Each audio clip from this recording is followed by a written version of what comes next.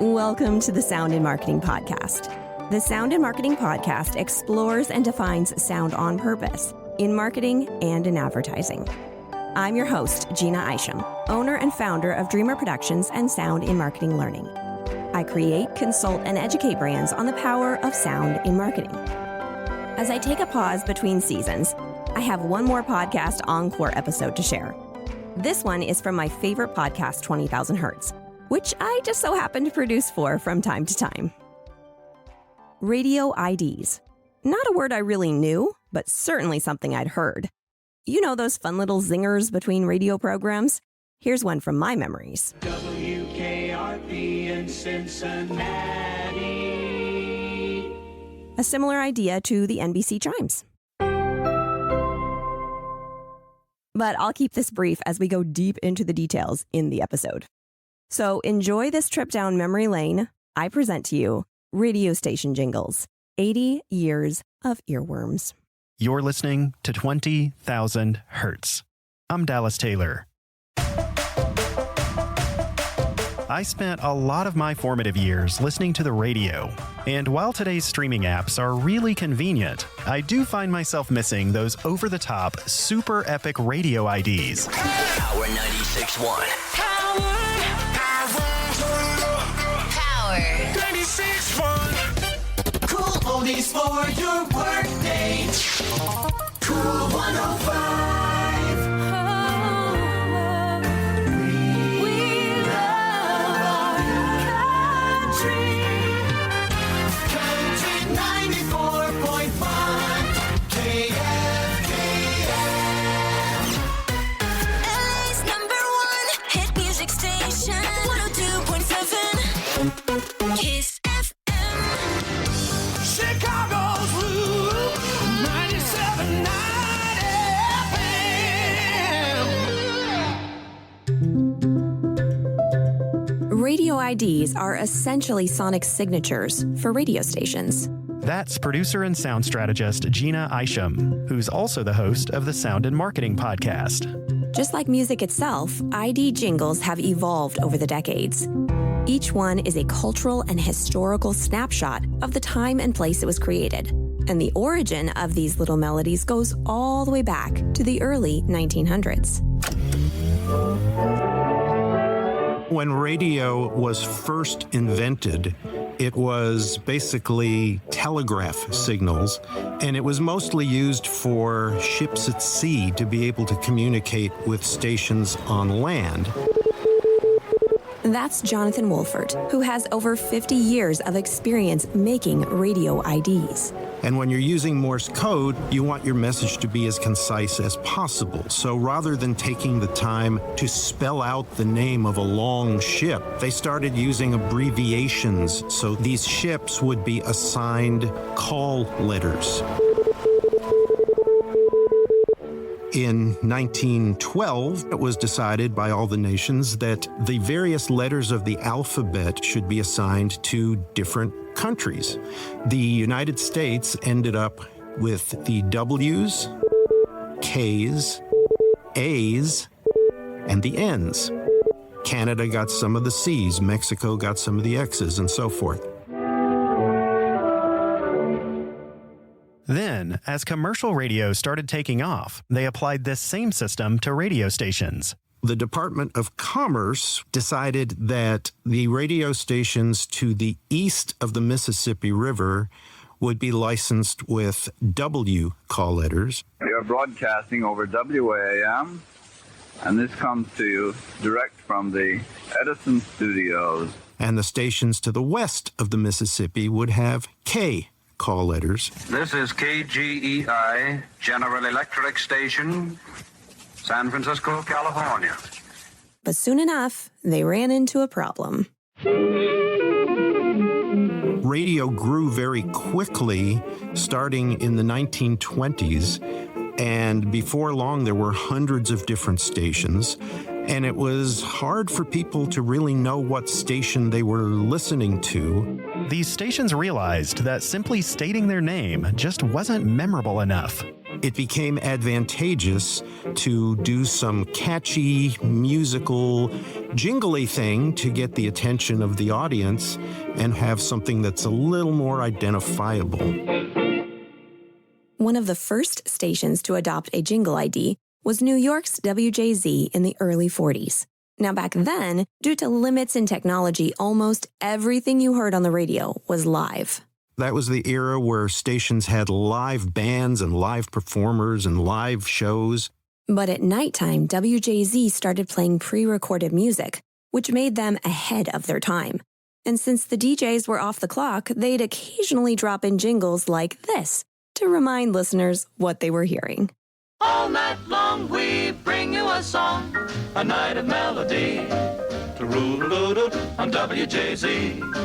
To-roo-doo-doo. There's a smile upon your dial at 770. WJZ.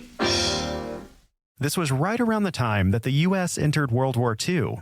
There were a lot of night shift workers because all of the plants and factories were going around the clock, and you can hear that reflected in one of these jingles that WJZ ran in the middle of the night to salute those night shift workers. 24 hours a day are working hours for the USA. Respectfully we dedicate this song to you who work the whole night long. It's kind of haunting and scary all at the same time. The Axis is listening. Shh.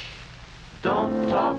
Certainly very different from what you hear today on the radio in the way of jingles. WJZ, New York. But it wasn't until after the war that these jingles really took off. The real history of the radio jingle business began in Dallas in 1947 when a guy named Gordon McClendon put on a radio station with the name KLIF. At some point, they decided that they should use the talent that was there doing these live shows to sing a little commercial for the sponsors of the show. You better get wild to scream wild, Johnny. Start using it today. You'll find that you will have a tough time, Charlie. Keeping all those gals away. Hiya, bully. Keeps you looking neat all day. It gave them the idea that, well, maybe they should record a little commercial for the station itself. And so they started making jingles for KLIF. This is KL,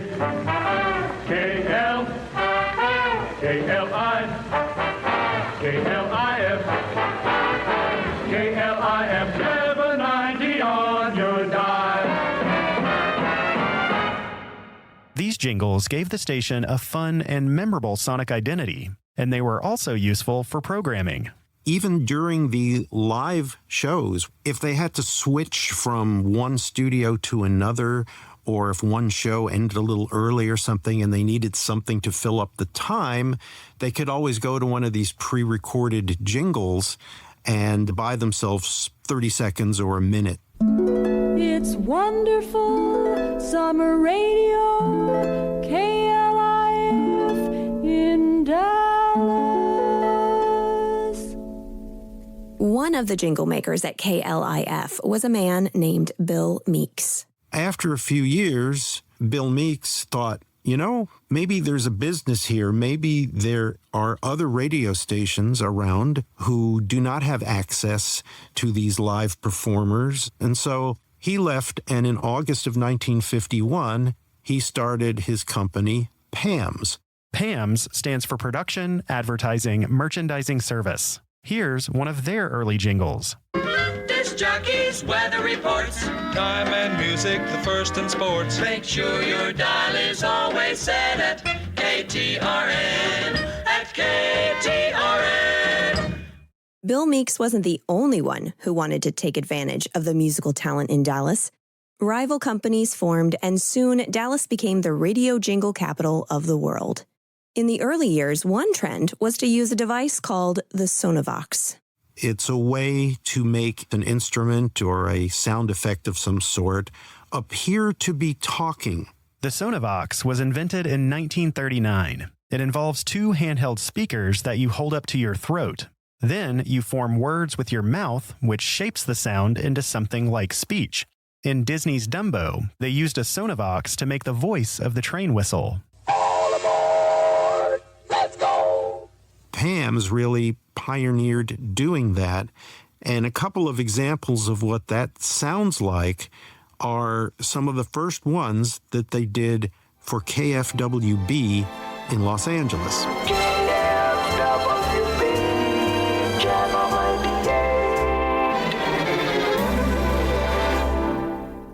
When crafting these jingles, Pam's was also paying attention to what the kids were up to. In the 50s, a lot of young couples going out on dates would try to go find some dark, secluded place so that they could turn off the car and snuggle, shall we say. And that idea wound up in this hilarious jingle. Let's park. It's kinda dark. And see the view. The view, I'm watching you. Hold hands. That fits my plans. I go for you. Move toward me and you're through. I'll turn on the radio. Oh, See what we miss. who could resist? I simply love WMPS in the moonlight. Great 68 WMPS. WMPS Great 68. That is so 50s that I love it. As you can hear, John has a lot of nostalgia for these old radio jingles. You get to hear how things changed and evolved, not just musically, but lyrically as well. And it's just kind of fun to relive those eras in these short little songs like that. That passion is how John first found his calling. I grew up in New York City area. During the 1960s, there were two radio stations that I heard most of the time. One of them was WNEW, which my parents liked to listen to because it played all the standards, all the Frank Sinatra, Tony Bennett kind of big band music. There's only one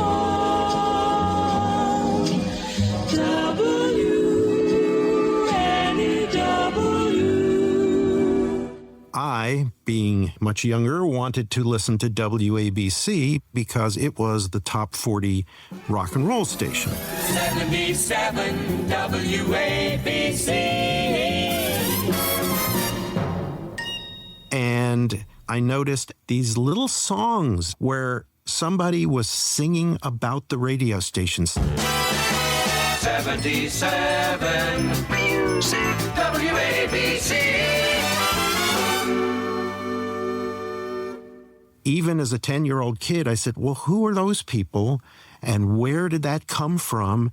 And then one fateful day, I was listening on the AM radio band to out-of-town stations from Buffalo and Cleveland and Chicago and other places, and I started to hear the same jingles. 77 WABC. But with different words, different call letters, but it was clearly the same jingle. 790 WAKO. WGH Best Sound in Dixie. Spending the weekend with WAYN. Channel 91 WPXR. This completely flipped my switch. And it was like, well, who's doing this? And can I possibly start collecting these things just to compare them and have them? It turns out these variations all came back to the radio jingle juggernaut, Pam's, who produced WABC's signature jingles. At one time, WABC New York was the most listened to radio station in North America. And you would find stations in every city you went to that wanted to sound like WABC. These stations could go to Pam's and commission custom versions of these hit jingles, but with their unique call letters. Pam's did that in such a way that stations all over America copied what WABC was doing. 77 WABC, 1360 WSAI, 1520 KOMA, All American KUIN. And it went beyond just America. During the 60s, Pam's was unquestionably the top jingle producer in the world, and stations everywhere were using Pam's jingles. Mexico City, the London Sound, Super Musica, in Lima.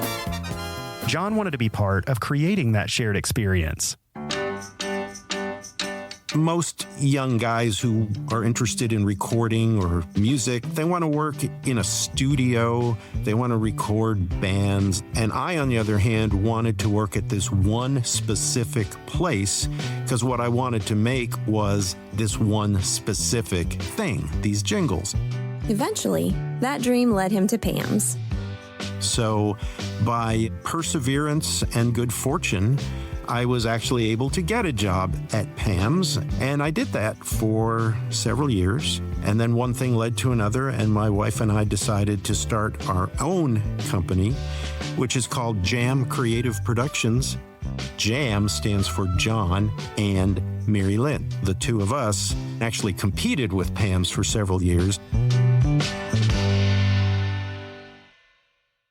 Jam immediately hit the ground running, and soon enough, they got a call from a familiar station. After we had been in business officially less than a year, we got this call from WABC, which is the station I grew up with that got me interested in all this in the first place. The guy at WABC called up and said, "Well, we're having trouble finding the kind of jingles that we need. Would you like to do some stuff for WABC?" And I'm thinking, yeah, I could probably work them in.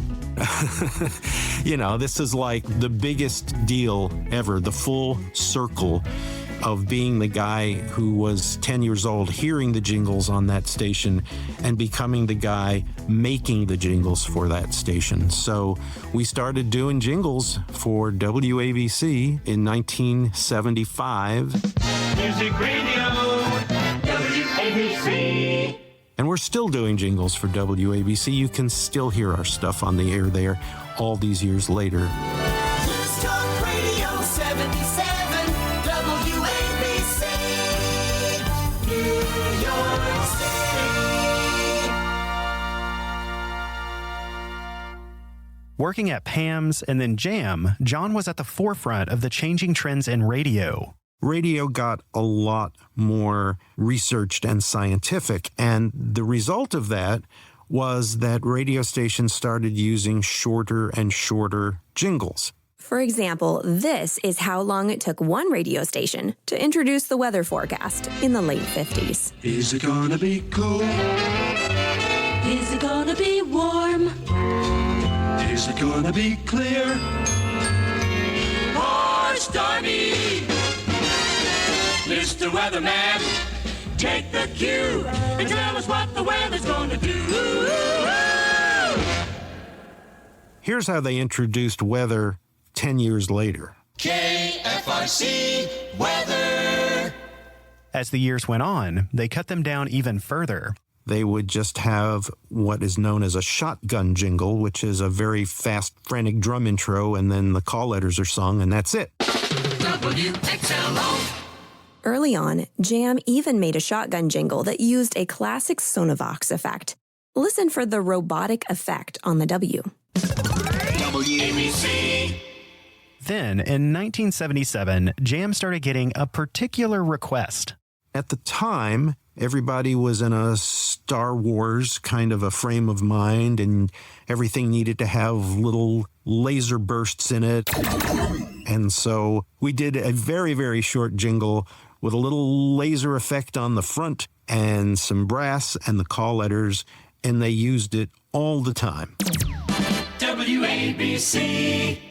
That jingle has been used by radio stations everywhere. There are hundreds of versions of that jingle, and it's just because it's so functional. WPGC Radio 1 Busti Aruba Radio Jovem Pan. But while Jam was adapting to these changes, by the mid-70s, Pam's founder, Bill Meeks, was struggling.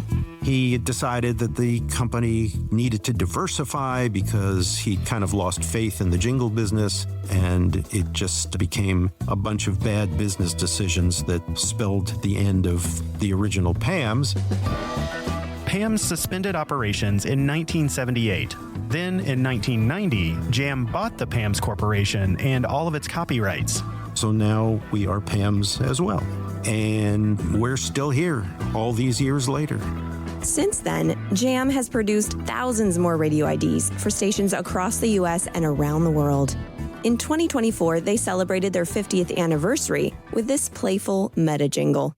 It's time for celebration and self-congratulation. It's a golden year, 50 years of Jam. We've sung station after station, all across the nation and around the world. 50 years of Jam. Over the years, Jam has inspired other jingle heads to get in the game themselves. John Wolford is probably the reason I'm in this business. And wherever popular music goes, radio ID jingles are always close behind.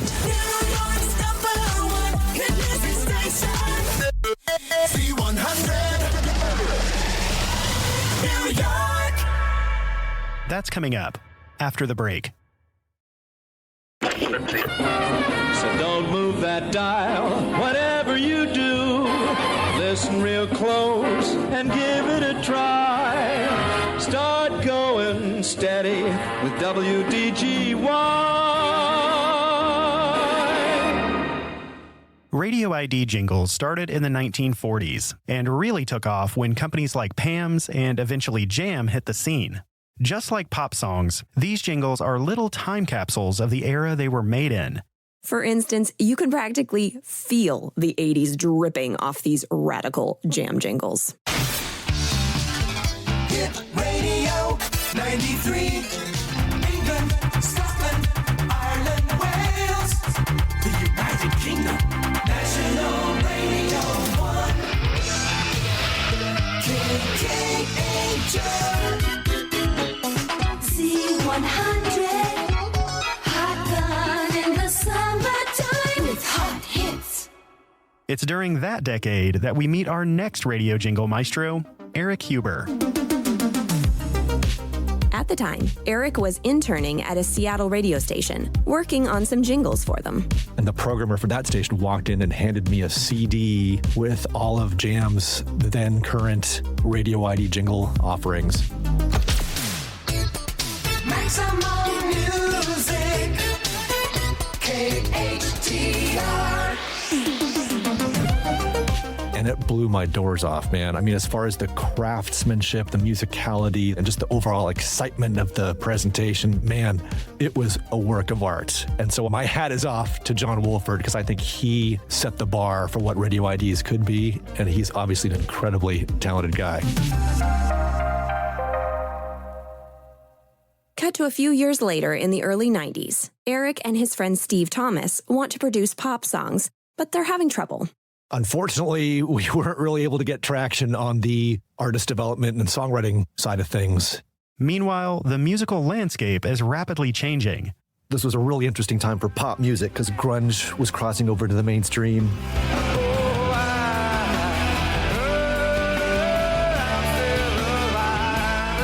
And hip-hop music was crossing over to the mainstream. I can vividly remember where I was the very first time I heard Nothing But a G Thing by Dr. Dre. It's like this and like that and like this and Dre creep to the mic like a fan. The rise of these new genres meant new radio stations. And since Eric already had some experience with radio jingles, we thought there was an opportunity to do something in this genre in terms of an ID jingle package. So Eric and Steve formed a company called Real World Productions. To show off what they could do, they created a package of jingles for WPGC, which was a huge hip-hop and R&B station in Washington, D.C. We actually reached out to some of the artists that we were working with on the R&B hip-hop side of things, brought them into the studio and recorded this jingle package on spec. On spec is when you produce something before any contracts have been signed. In other words, it's a proof of concept. We just produced this thing for free and literally called up Jay Stevens, who was programming the station, and said, "Hey, we want to do this. Are you willing to give it a listen?" Here are a few of the jingles they sent. As you can hear, they perfectly capture the sound and vibe of 90s hip-hop and R&B. Donnie Simpson.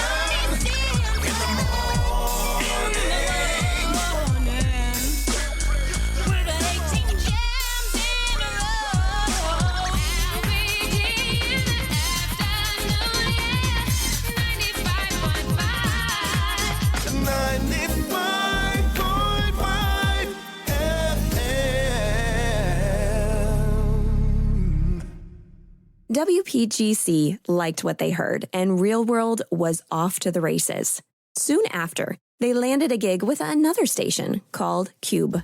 And the sound of the station was just a little more poppy and upbeat. So the package shifted more in that direction.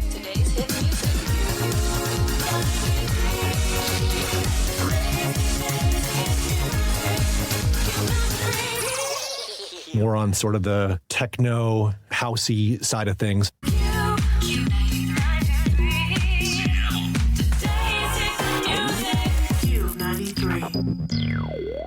Sometimes these jingles were directly inspired by a particular artist or song.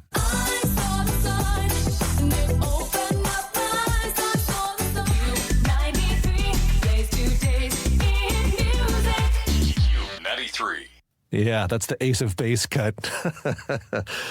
For companies like Eric's, it's a fine line to walk. We're also not necessarily wanting to be too derivative or to be too specific to a particular song or a particular era, because I don't want to make a jingle that's going to burn in 5 minutes and then it's like, oh, this is the Ace of Base cut. It sounds so dated, you know? So there's kind of a dance that we're doing there, trying to predict where the format is heading and what the sound of the format will be in 6 months or a year. When Real World makes a package of radio jingles, say for a country station, they might start with one that's more rockin'. 98.5 KYGO. Then they might make a version that's a little more laid back and nostalgic. 98.5 KYGO. Maybe they know that the station's listeners are fans of the show Hell on Wheels, which has a stomping down and dirty sounding theme song. So they craft a jingle that evokes that same vibe.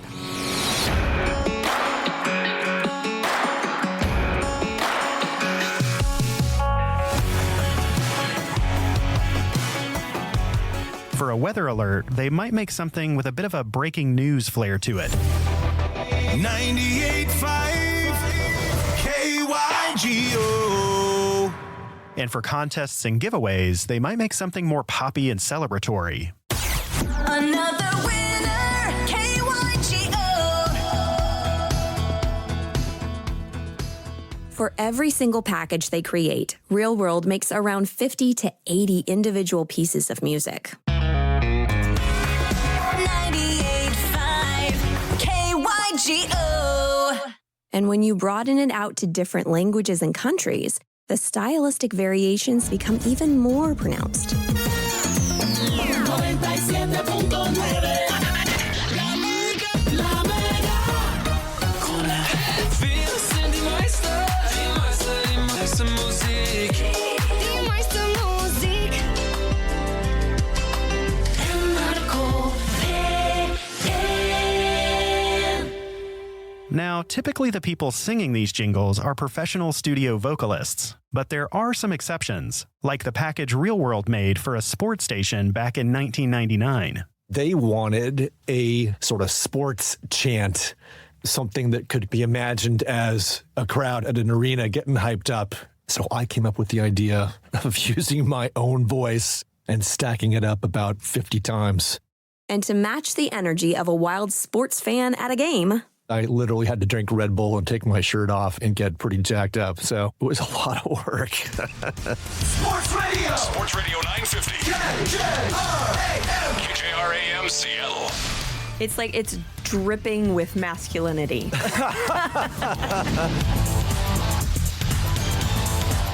On the more wholesome side of things, Real World also does holiday jingles. Adult contemporary stations in particular will typically transition to 100% Christmas music, holiday music in November and December. That is often when these stations are doing their highest billing. And so for a station like Coast, where the Christmas programming is such a big deal, they really want to sell the idea that Coast is your go-to for Christmas music. Your home for the holidays. Coast 103.5. The Christmas programming is sort of a special time when you're playing music for the sake of nostalgia that would not show up on the radio station the rest of the year. And capturing that nostalgia can sometimes mean evoking a specific holiday staple. Here's Bobby Helms' classic Jingle Bell Rock. As it plays, we'll gradually fade it over to a Coast ID called Jingle Swing. Jingle bell, jingle bell, jingle bell rock. Jingle bells swing and jingle bells ring. Snowing and blowing up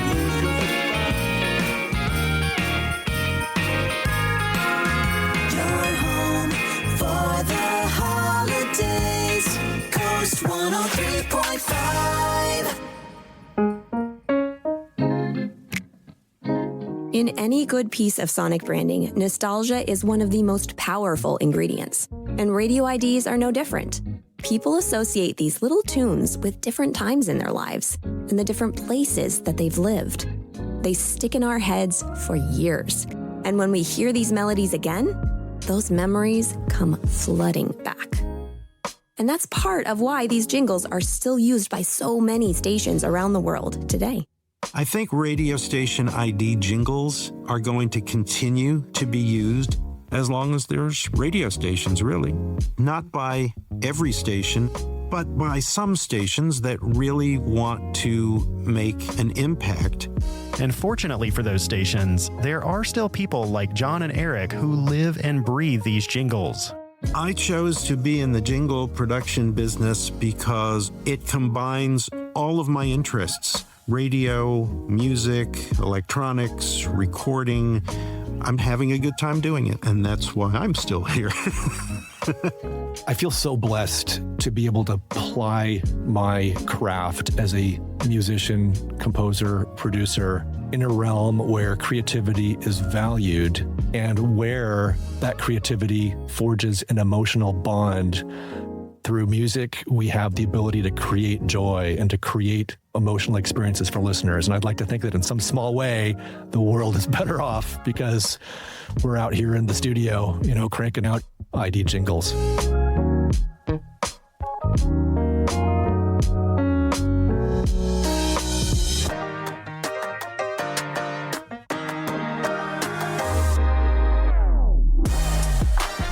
"20,000 Hertz" is produced out of the sound design studios of DeFacto Sound. Hear more at defactosound.com. This episode was written and produced by Gina Isham and Casey Emmerling, with help from Grace East. It was sound designed and mixed by Justin Hollis and Jade Dickey.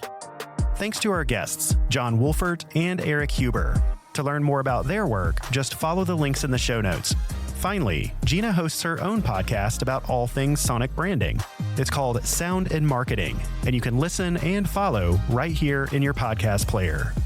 I'm Dallas Taylor. Thanks for listening. I hope you're enjoying the show. Be sure to subscribe to the Sound and Marketing Monthly newsletter for episode releases, sonic branding resources, news, and new swag. Big thanks to Dallas Taylor and Casey Emmerling at 20,000 Hertz for letting me rerun this and for calling on me to write some super fun content. Until next time. Links to the 20,000 Hertz episode and podcast, as well as other links, will be provided in the show notes. Let's make this world of sound more intriguing, more unique, and more on brand.